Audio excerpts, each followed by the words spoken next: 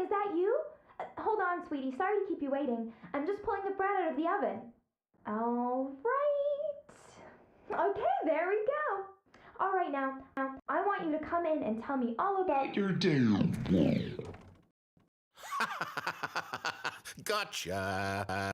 Oh, come on. Did you actually think you had a loving wife who'd want to commit their life to you? I'm trying to make a point here, Stanley, and to get you to see something.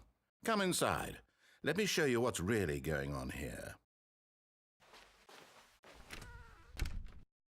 This is a very sad story about the death of a man named Stanley.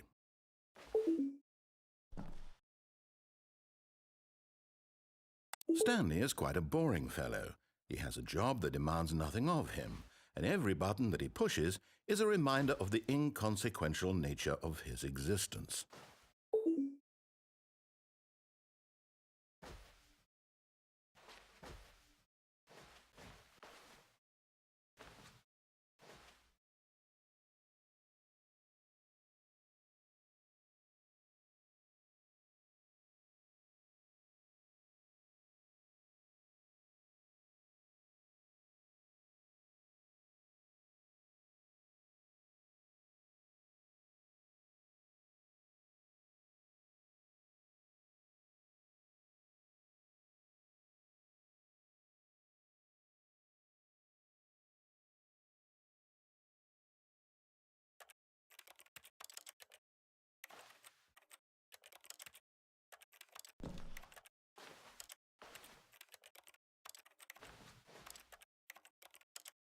Look at him there, pushing buttons, doing exactly what he's told to do. Now he's pushing a button. Now he's eating lunch. Now he's going home. Now he's coming back to work.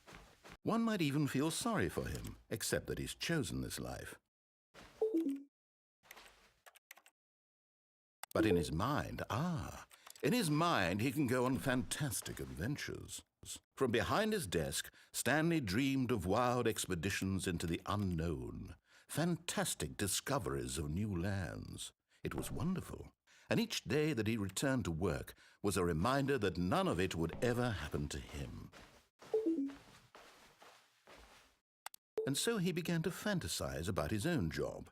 First, he imagined that one day while at work, he stepped up from his desk to realize that all of his co-workers, his boss, everyone in the building had suddenly vanished off the face of the earth. The thought excited him terribly. So he went further.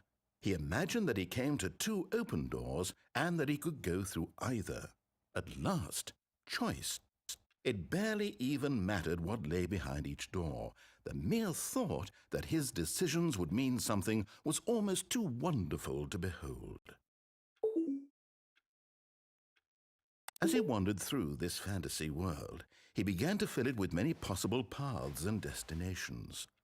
Down one path lay an enormous round room with monitors and mind controls. And down another was a yellow line that weaved in many directions, and down another was a game with a baby. And he called it the Stanley Parable. It was such a wonderful fantasy, and so in his head he relived it again, and then again, and again, over and over, wishing beyond hope that it would never end, that he might always feel this free. Surely there's an answer down some new path, mustn't there be? Perhaps if he played just one more time. But there is no answer. How could there possibly be?